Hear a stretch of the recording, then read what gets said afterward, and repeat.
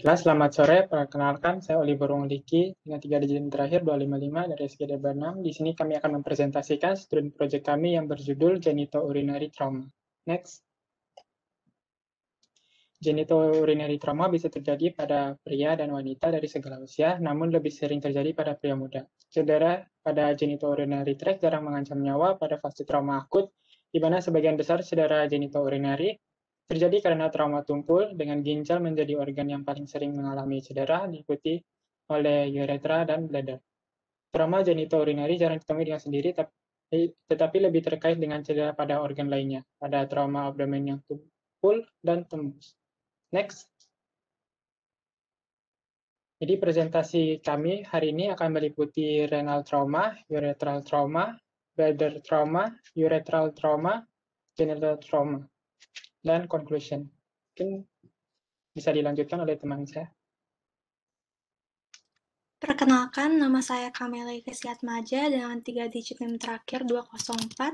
Saya akan menjelaskan background, epidemiologi, clinical signs, dan symptoms dari renal trauma. Next. Jadi, ginjal adalah lokasi yang paling sering untuk genitourinary trauma. Trauma tumpul bertanggung jawab atas 70% sampai 95% dari sebab trauma ginjal. Presentasi yang sisa disebabkan oleh trauma tusuk. Trauma tumpul paling sering terjadi disebabkan pada kasus tabrakan kendaraan. Selain itu ada jatuh dan cedera olahraga. Maka dari itu, kasus trauma pada ginjal ini lebih sering terjadi pada laki-laki muda. Kemudian trauma tusuk terjadi di daerah yang kurang berkembang dan biasanya disebabkan oleh senjata api dan luka tusuk. Selanjutnya, next. Kemudian klasifikasi, sistem klasifikasi yang umum digunakan adalah American Association for the Surgery of Trauma, dan sistem pada tabel ini memprediksi morbiditas dan prognosis yang diperlukan untuk intervensi. Next. Untuk clinical signs-nya, ada gejalanya itu ada nyeri, nyeri tekan, ekimosis atau massa yang teraba di bagian panggul, punggung, atau perut. Dan untuk history taking, itu untuk mencari tahu jika ada kelainan anatomi ginjal yang sudah ada sebelumnya. Next. Untuk diagnosis, pertama harus melalui urinalysis untuk mendeteksi gross hematuria yang mengindikasikan injury pada kidney. Tapi biasanya ditemukan cuma 65% dari waktu ke waktu dan lebih sedikit lagi ditemukan pada trauma tembus. Kemudian intravenous contrast enhanced multi-detector computer tomography. Ini adalah golden standardnya, lebih spesifik dan sensitif untuk mendeteksi trauma pada renal. Kemudian ada intravenous palliography. Ini hanya untuk pasien yang tidak bisa menjalani CT karena status tidak stabil. Sekian, bisa dilanjutkan. Baik, perkenalkan saya Muhammad Bayu Suwardana dengan NIM 067 akan menjelaskan mengenai manajemen dan complication dari renal trauma. Untuk manajemen dari renal trauma itu sendiri, dia terus berkembang dengan seiring perkembangannya teknologi dan juga ilmu pengetahuan.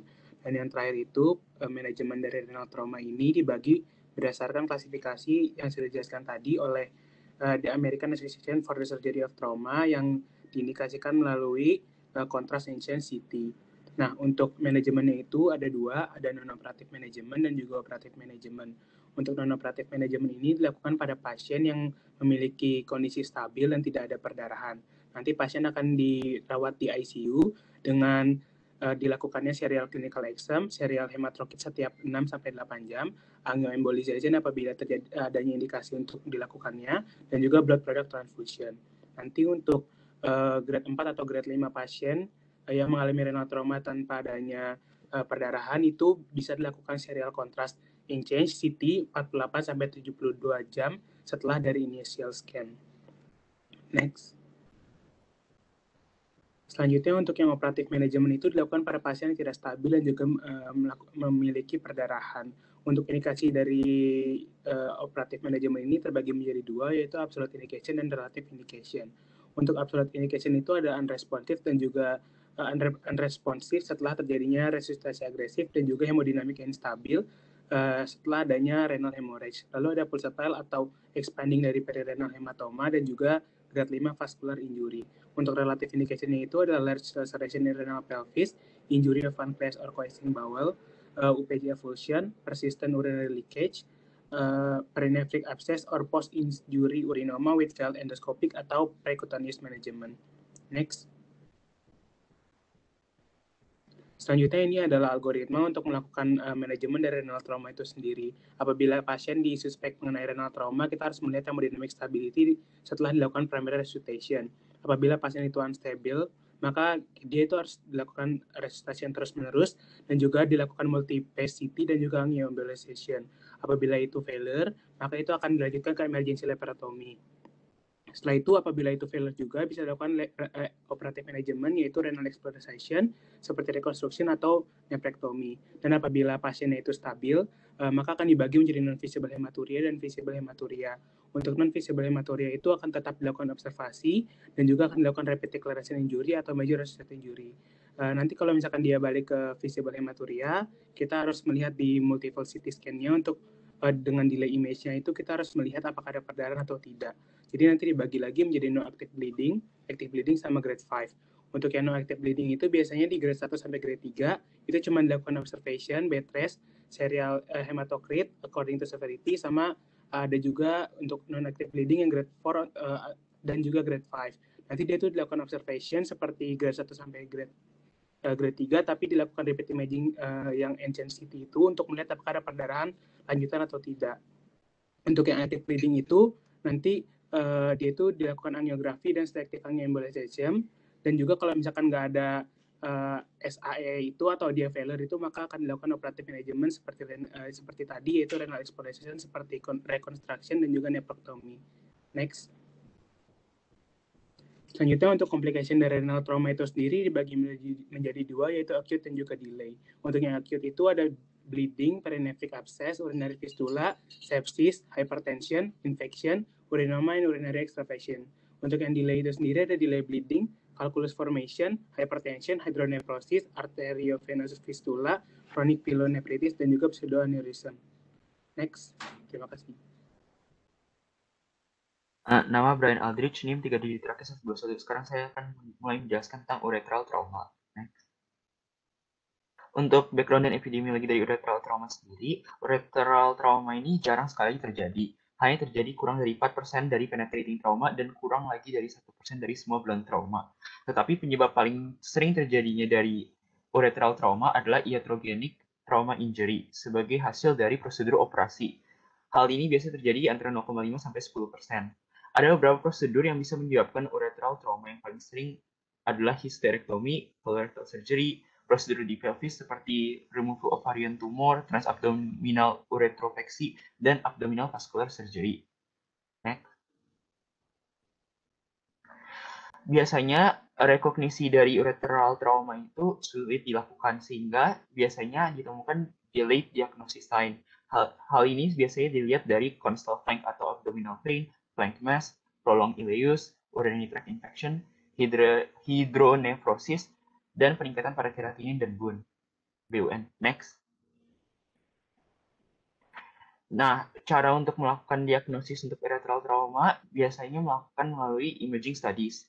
Dari semua imaging studies, dilakukan melalui retrograde pyelogram atau RPG. Ada imaging studies lain juga yang bisa digunakan seperti antegrade pyelogram, CT urogram, perinephric stranding, low density fluid di sekitar kidney dan ureter, perinephric hematoma, dan lain-lain. Ada juga cara lain untuk bisa merekognisi trauma ureteral, biasanya melalui eksplorasi surgery di retroperitoneum dan direct visualization dari ureter. Dari saya sekian, bisa dilanjutkan oleh teman saya. Baik, perkenalkan nama saya Gabriela Angela dengan 3 digit NIM terakhir 105. Pelaksanaan trauma ureter bergantung pada tingkat keparahan dan lokasi cedera dan tindakan yang cepat.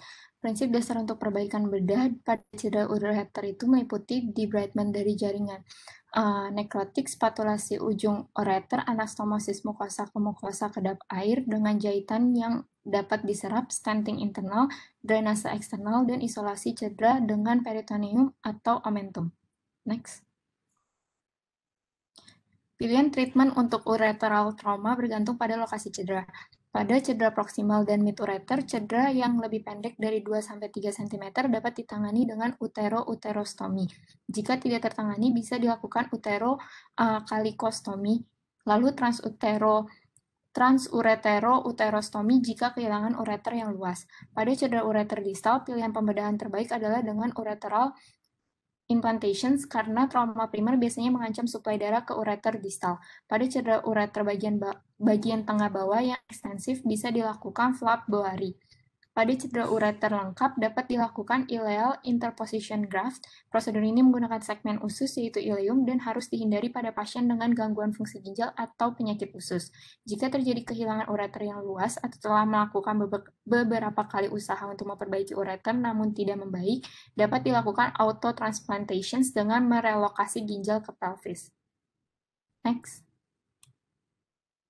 Komplikasi yang dapat terjadi yaitu pembentukan urinoma akibat kebocoran urin yang kemudian dapat menyebabkan infeksi atau abses. Selain itu, bocornya urin dapat mengiritasi usus dan peritoneum yang mengakibatkan nyeri dan ileus. Kemudian, jika terjadi struktur, tidak ada drainase urin dan obstruksi, maka dapat menyebabkan hilangnya fungsi ginjal bahkan kehilangan ginjal, dan dapat membentuk fistula uterovaginal jika tidak dikenali. Mungkin bisa dilanjutkan. Baik, selanjutnya saya Putu Yogi Pranata dengan 3 digit NIM terakhir 134. Selanjutnya saya akan menjelaskan mengenai bladder trauma. Next. Bladder trauma sendiri merupakan cedera yang terjadi pada kantung kemih, di mana ini terjadi pada 10% dari abdominal trauma dengan angka morbiditas dan mortalitas yang cukup tinggi. Bisa dilanjutkan? Next. Untuk etiologi dan classification-nya sendiri, bladder trauma dapat dibagi berdasarkan penyebabnya, yakni benda tumpul, benda tajam, maupun iatrogenik. Lalu dapat dibagi lagi berdasarkan dampak dari cedera tersebut menjadi ekstraperitoneal, intraperitoneal, maupun gabungan. Next. Untuk anamnesis dan pemeriksaan fisik, bladder trauma biasanya menunjukkan tanda-tanda yang tidak spesifik. Akan tetapi jika ditemukan gross hematuria, suprapubic pain atau tenderness, dan kesulitan atau ketidakmampuan untuk membuang air kecil yang merupakan triad dari bladder trauma ini. Lalu adapun tanda-tanda lain yang dapat dilihat, yang dapat ditemui juga seperti pasien juga menunjukkan tanda seperti adanya riwayat trauma pelvic. Next. Untuk pemeriksaan tambahannya, di sini berdasarkan status hemodinamik pasien. Jika pasien tidak stabil, maka dilakukan pemeriksaan melalui pembedahan. Lalu jika pasien dalam keadaan stabil, maka dapat dilakukan basic lab examination seperti CBC, metabolic panel, coagulation panel, urinalysis, serta dapat dilanjutkan dengan menggunakan imaging, terutama CT cystografi, di mana ini dapat menunjukkan gambaran di mana adanya keluar cairan dari kontras ke dalam rongga peritoneum. Selanjutnya, saya lanjutkan. Baik, perkenalkan nama saya Erik Nandir dengan 3 digit NIM terakhir 166. Baik, manajemen dari bladder trauma dilihat dari jenis traumanya, yaitu yang pertama contusion, di mana kita memasukkan kateter luas di kantung kemih tersebut untuk menghilangkan clot sehingga clot bisa lewat, dan ketika urin sudah menjadi jernih, kateter boleh dikeluarkan. Kemudian ada penetrating injuries, biasanya diperbaiki dengan pembedahan, dan setelah pembedahan bisa dimasukkan kateter di dalam kantung kemih untuk menguras urin dan darah di dalam kantung kemih tersebut sampai sembuh. Kemudian ada intraperitoneal rupture, di mana posisi robekannya itu ada di superior dari kantung kemih tersebut yang bisa ditutup dengan pembedahan. Setelah pembedahan bisa dimasukkan kateter selama 2 minggu setelah pembedahan yang membuat kantung kemih tersebut bisa istirahat. Kemudian ada extraperitoneal rupture, di mana posisi robekan berada di inferior dari kantung kemih yang bisa ditutup dengan pembedahan. Tetapi juga bisa tidak perlu pembedahan dengan hanya dimasukkan kateter, di mana kantung kemih dipastikan tetap kosong dan biasanya dibutuhkan waktu sekitar 10 hari supaya kantung kemih tersebut bisa sembuh. Setelah dari semua manajemen ini biasanya diberikan lagi antibiotik supaya untuk mencegah infeksi dari pemasangan kateter. Dan biasanya setelah manajemen ini kantung kemih menjadi overaktif di mana sering keluar kencing selama berminggu-minggu atau berbulan-bulan dan bisa diredakan dengan pemberian obat. Next.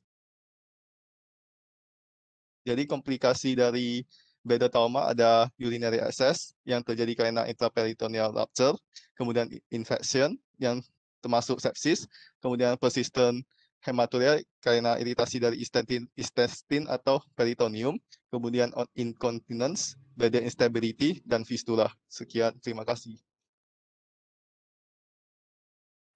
Baik, selanjutnya saya akan mendiagnosis Asma Putri dengan 3 digit yang terakhir 035 akan melanjutkan presentasi mengenai ureteral trauma. Jadi secara definisi, trauma uretra merupakan suatu trauma serius yang terjadi pada area uretra dan dapat bersifat life-threatening.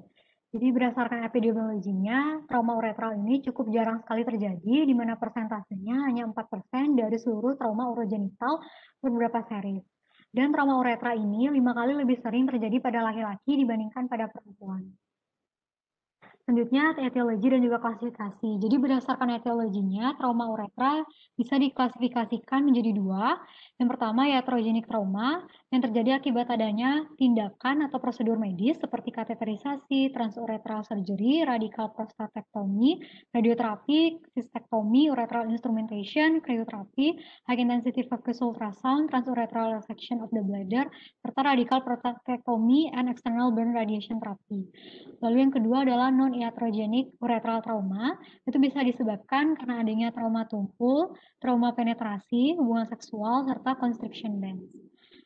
Selanjutnya, berdasarkan gendernya, trauma uretra dapat diklasifikasikan menjadi 2, yaitu pada laki-laki dan juga pada perempuan karena adanya perbedaan anatomi. Jadi pada laki-laki sendiri, trauma uretral itu diklasifikasikan menjadi anterior uretral trauma yang umumnya atau sering disebabkan oleh trauma tumpul ataupun trauma penetrasi. Dan anterior uretral trauma ini bisa terjadi pada bulbus uretra, penile uretra, maupun fossa navicularis. Namun, lokasi yang paling sering itu adalah di bulbus uretra. Lalu yang kedua, posterior uretral trauma itu sering sekali berkaitan dengan adanya fraktur pelvis, di mana posterior uretral trauma sering dipicu oleh kecelakaan sepeda motor. Lalu yang kedua, itu uretral trauma pada perempuan, insidennya cukup jarang terjadi, di mana penyebab terseringnya itu adalah fraktur pelvis. Selanjutnya untuk mendiagnosis, terdapat beberapa tanda dan gejala klinis yang dapat dilihat pada kasus uretral trauma. Yang pertama adalah perdarahan atau darah pada meatus.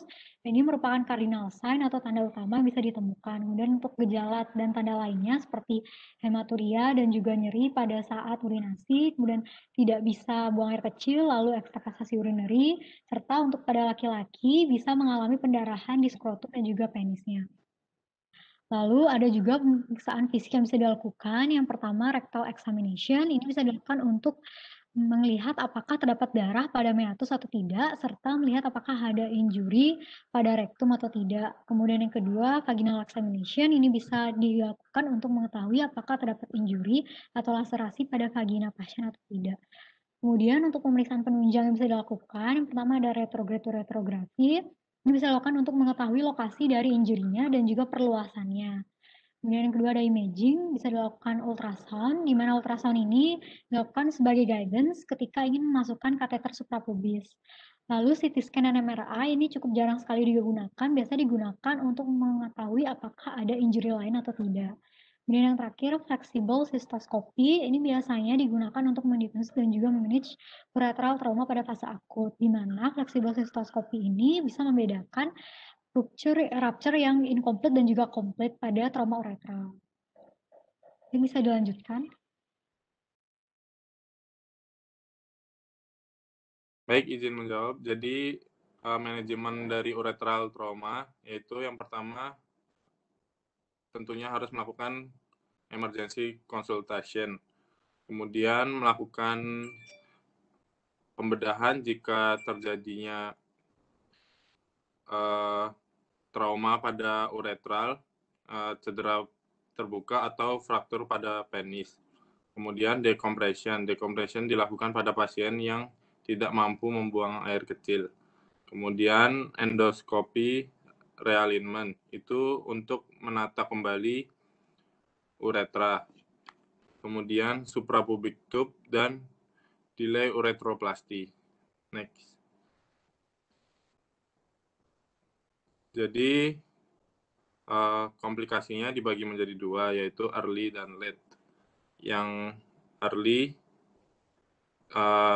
adanya infeksi sekunder, kemudian fornis gangren, dan pembentukan abses.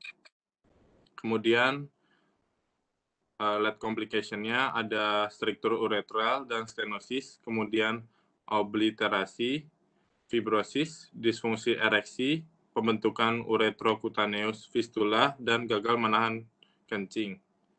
Sebelumnya, nama saya Nyoman Satriana Kaisi Wijaya dengan NIM terakhir 163. Next. Berikutnya, perkenalkan nama saya Messi Rinunindya dengan 3 digit NIM terakhir 114. Di sini saya akan melanjutkan yaitu genital trauma. Next. Baik, di sini background dan epidemiologi. Saya akan menjelaskan background dan epidemiologi dari semua cedera urologis 33 hingga 66% melibatkan genitalia eksternal. Genitalia trauma jauh lebih sering terjadi pada pria daripada wanita dalam rentang usia 15 hingga 40 tahun. Hal ini disebabkan oleh perbedaan anatomi, peningkatan frekuensi kecelakaan lalu lintas, tingginya partisipasi dalam olahraga fisik, terjadinya perang, serta kejahatan dengan kekerasan. Genital trauma 80% kasusnya yang ditemukan disebabkan oleh benda tumpul. Pada pria, trauma tumpul genital sering terjadi secara unilateral dan hanya sekitar 1% yang muncul sebagai cedera skrotum atau testis bilateral. Cedera penetrasi merupakan 20% dari trauma genitourinary dan 35% dari semua luka tembak genitourinary melibatkan alat kelamin. Next. Berikutnya yaitu clinical sign dan diagnosis dari penile trauma. Untuk clinical signs-nya sendiri terjadi cracking atau popping sound, pain dan immediate detumescence, local swelling, dan jika terjadi rupture pada box fascia, bleeding bisa menyebar hingga ke fascial layers of penile shaft, dan langsung extend to the lower abdominal wall. Untuk diagnosisnya, bisa dilakukan through history taking, bisa diketahui karena penile trauma sering terjadi pada saat melakukan hubungan seks, serta through examinations dan cavernosografi, ultrasound atau MRI, retrograde ureterogram atau RUG, flexible cystoscopy. Next. Berikutnya yaitu scrotal trauma. Clinical signs-nya yaitu yang pertama ada immediate pain, nausea, vomiting, terkadang juga pasien mengalami fainting, lalu hemiskrotum teraba tender, swollen, dan ecchymotic. Untuk diagnosisnya sendiri bisa dilakukan ultrasound with a high resolution probe untuk mendetermine testicular hematoma, contusions, or rupture. Berikutnya yaitu color Doppler QS untuk evaluate perfusion. Berikutnya yaitu testicular CT atau MRI. Next. Yang terakhir yaitu terdapat blunt vulvar injuries pada wanita, biasanya ditandai dengan adanya large hematoma atau pasien avoiding problems yang ada. Next. Perkenalkan, nama saya Ida Ayu Kristina Cantika Dewi dengan 3 digit NIM terakhir 071. Selanjutnya akan menjelaskan manajemen of genital injury. Jadi untuk manajemennya sendiri akan saya jelaskan berdasarkan jenis traumanya. Yang pertama, penanganan gunshot trauma dapat menerapkan damage control surgery atau DMS jika memenuhi kriteria atau pasien dalam keadaan kritis. Tujuan dari stabilisasi DCS awal adalah untuk menghentikan perdarahan, profilaksis dari iskemia, mempertahankan perfusi atau reperfusi, dan mencegah cedera atau komplikasi lebih lanjut. Pembedahan dalam kasus ini tidak dianjurkan. Kedua, trauma gigitan hewan dengan penata laksanaan luka lokal, pemberian antibiotik, dan vaksinasi.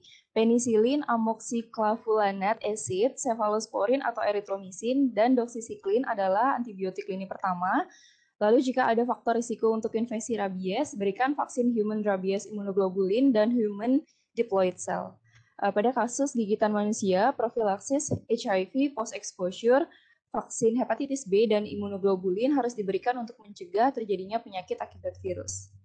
Yang ketiga, dalam kasus kekerasan seksual, manajemennya adalah pemberian profilaksis antara lain ceftriaxone, flagyl, azithromycin atau doxycycline, vaksin hepatitis B, vaksin untuk HIV, dan vaksin untuk tetanus. Selanjutnya adalah untuk fraktur penis, diperlukan intervensi pembedahan dengan penutupan tunika albuginea. Lalu untuk trauma yang penetrating, penata laksanaannya meliputi pengangkatan benda asing, hemostasis, debridement jaringan yang mengalami devitalisasi, pengawetan jaringan yang masih bisa digunakan, inversi urin untuk kasus tertentu, dan pembedahan jika diperlukan. Next. Untuk cedera, avulsi penis, dan amputasi, prinsip penata laksanaannya adalah mencegah kehilangan darah yang berlebih pada penis dengan melakukan pressure dressing atau tourniquet, dan pengawetan bagian penis yang putus. Penyambungan penis dapat dilakukan dengan pembedahan. Selanjutnya dalam kasus trauma tumpul pada skrotum, pendekatan manajemennya juga sesuai dengan jenis cedera. Jika diagnosisnya dislokasi testis, maka penata laksanaannya adalah replacement manual dan orkidopeksi sekunder. Jika terjadi hematokel besar, diperlukan pembedahan.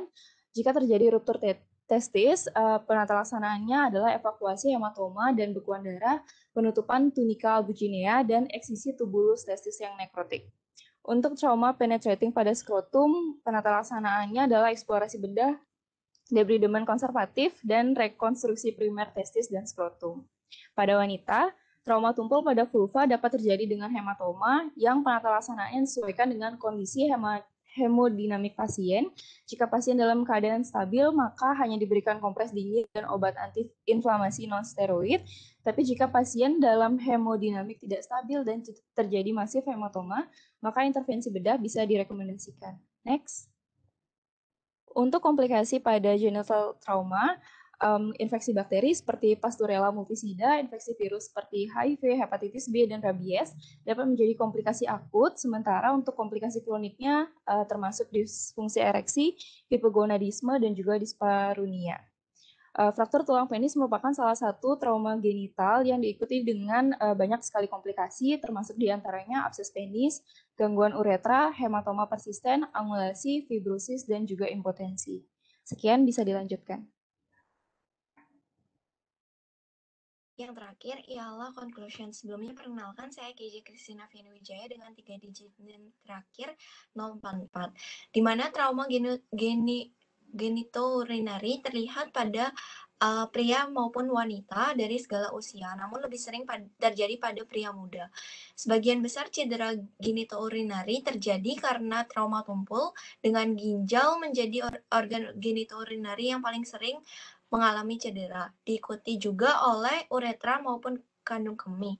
Kemudian trauma genitourinary jarang ditemui dalam isolasi, tetapi lebih terlihat terkait dengan cedera pada organ padat lainnya pada trauma abdomen yang tumpul dan tembus yang seperti sudah dijelaskan sebelumnya, di mana trauma genitourinary dapat didiagnosis berdasarkan anamnesis, kemudian pemeriksaan fisik dan investigasi sesuai dengan yang sudah disebutkan, di mana manajemennya masing-masing juga sudah dijelaskan sebelumnya. Untuk komplikasi, salah satunya dapat menyebabkan morbiditas. Sekian dari kelompok SGD kami, terima kasih sudah menyaksikan.